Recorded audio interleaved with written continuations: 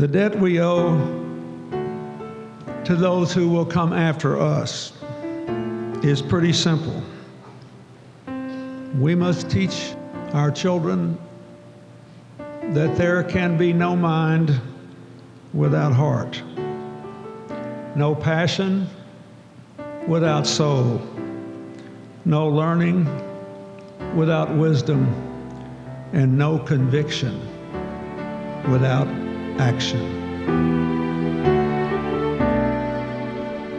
This is a place of great spirit and optimism.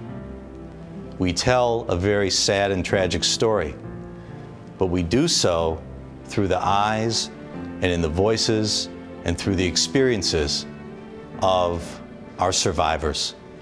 Their courage, their resilience, their will to live and to create new life.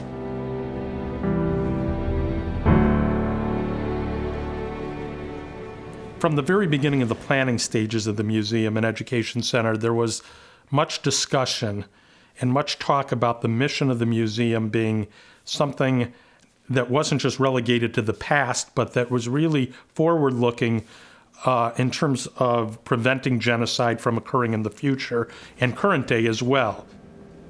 We have been embraced by this community and by people across the globe who recognize the importance of sharing and imparting the lessons of the Holocaust and applying them to the challenges of our world today.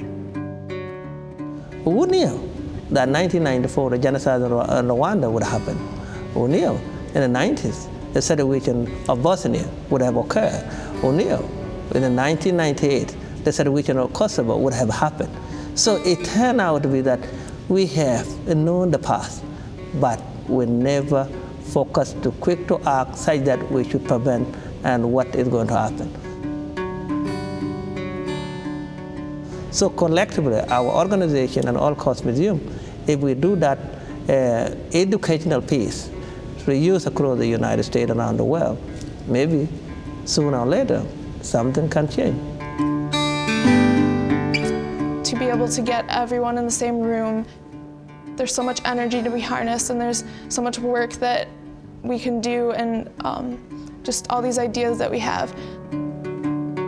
Just coming together really gives you a feel of community, and I think to foster that within youth is really, really important. We set the bar very high for ourselves, and I believe we've achieved it. We opened at a very high level, and in the almost 1 year since, have established and presented to the community a series of programming, educational opportunities, and opportunities for learning and engagement that are of the highest caliber.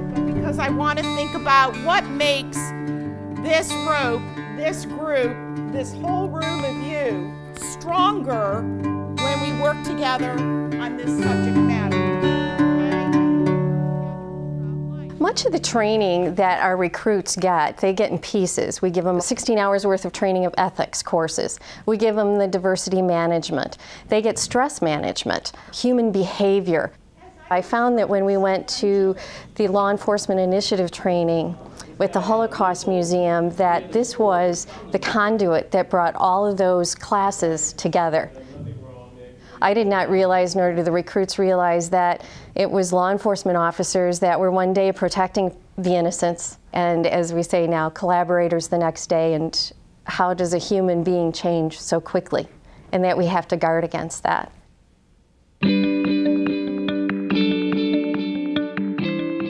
I think it's important for today's youth to see what happened in the past and how bad and terrible it was, but also how people were able to remember it but still move on and move past it and build positively upon that, and to realize that they're going to be in charge of the future and they need to make sure that they avoid the same tragedies in the future.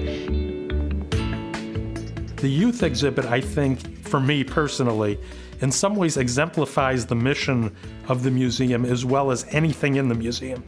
It's really never too early to teach children to be kind to others and to have compassion for others, and to tie that into a larger framework of what can happen in the world at large.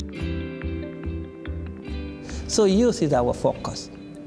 For some of us who have gone through the war, we have seen the bit of the war, the taste of the war, the separation between the parent and the children. We see that it's not a healthy thing for children to grow, and therefore for us to work together to make sure that the social justice is brought to an end. By the authority vested in this court, I hereby declare you to be citizens of the United States of America. And I thought the naturalization ceremony was one of the most special things that we covered as well.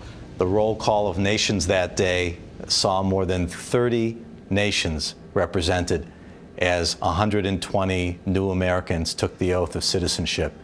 These are the kinds of events that make sense and have been celebrated in this building.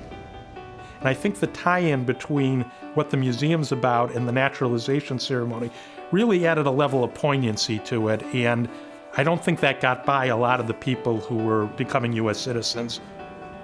And something I didn't expect to cover in the inaugural year of the Holocaust Museum.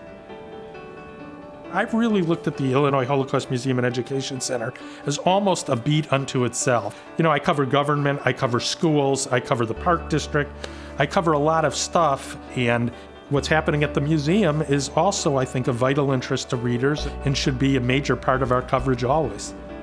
This museum is for all of humanity.